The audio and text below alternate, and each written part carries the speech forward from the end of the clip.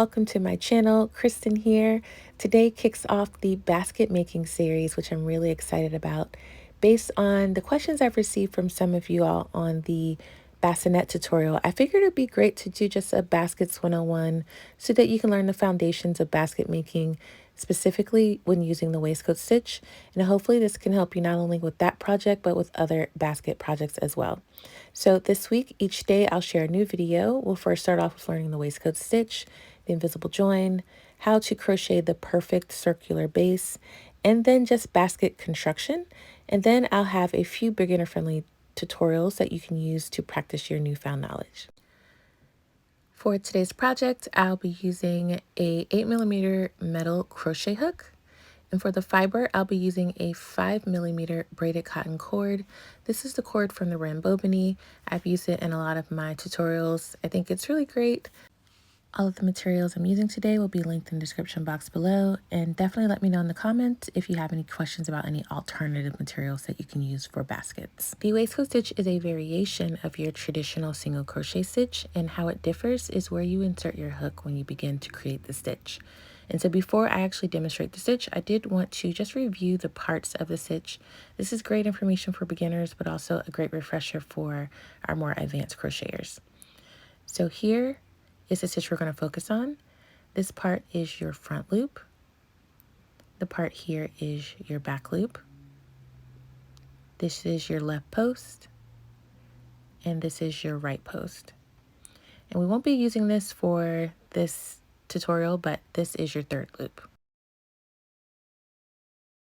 When you work your traditional single crochet stitch, you insert your hook underneath the front and back loops of the stitch from the previous round. So you would insert your hook here, yarn over, pull up a loop, then yarn over and pull through the 2 loops on your hook. You'll notice that with the traditional single crochet stitch, the stitch created is slightly staggered from the one from the previous row. With your waistcoat stitch, you would actually insert your hook in between the left and right post.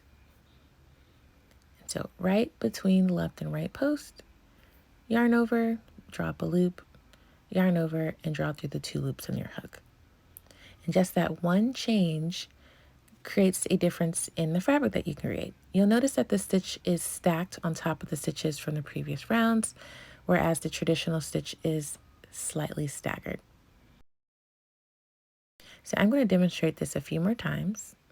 Here's my left post and my right post, and I'm going to insert my hook in between them. Yarn over, drop a loop, yarn over and draw through 2, and then repeat that all the way around. So that was easy, right? Let me know in the comments below if you've used this stitch before, and if so, what did you make with it? This is definitely my #1 choice of stitch when making baskets, and I've also used it to make bags as well.